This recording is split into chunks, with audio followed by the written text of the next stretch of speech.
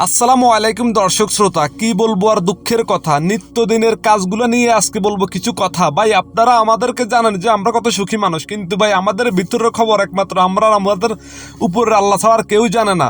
দেখেন, আমরা সকালে ঘুম থেকে উঠে দাঁত দুধ ফ্রেশ করে গোসল গা ধুয়ে আমরা এখন কিটার জামা কাপড় গায়ে দিয়ে বের হয়ে গেছি গাড়ির উদ্দেশ্যে। গাড়ি আমাদের বাসা থেকে একটু দূরে রাখতে হয়, কেননা পার্কিং পাওয়া যায় না। তো সেখান থেকে গাড়ি স্টার্ট করে কিছুক্ষণ অপেক্ষা করে চলে আসছি খাবারের হোটেলে, কারণ আমরা এখন খেয়ে যে একসাথে বের হবো 12 ঘন্টার জন্য, আর কোনো খাবার দাবার খাওয়ার কোনো সুযোগ থাকবে না। কেননা আমরা রাস্তায় কোনো হোটেল মোটেল খুঁজে পাই না, আর হোটেল পাইলেও ভাই খাইতে পারি না, কেননা খেতে গেলে অর্ডার ঢুকে যায়, 1 মিনিট লেট করলে জরিমানা কিংবা আপিল চলে আসে। ওই জন্য আমরা ভয় আর খেতে যাই না। তো 12 ঘন্টা আমরা দীর্ঘ সময় কাজ করার জন্য আমরা এখন মাজা মেরে খাবো, যেন আমাদের পরবর্তীতে আর কোনো খিদে না লাগে। খিদে লাগলেও ভাই কিছু করার নাই, জিম খেটে থাকতে হবে।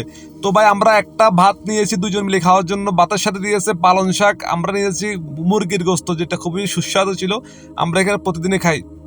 পরবর্তীতে আমরা চলে আসছি আমাদের নির্দিষ্ট এরিয়াতে, যেখানে আসলে আমরা অর্ডার মারি কিংবা আমাদের আইডি চালু হয়। সেখানে এসে বসে আছি প্রায় 20 মিনিট, কিন্তু অর্ডার আসে না। 20 মিনিট পর একটি অর্ডার আসছে, সেটা নিয়ে এখন চলে যাচ্ছি আমি রেস্টুরেন্টের উদ্দেশ্যে। সেটা হলো আপনার পাপা পাস্তা পিৎজা বক্কচক রাইস, যাই হোক। পরবর্তীতে আমি সেখান থেকে অর্ডারটা রিসিভ করলাম।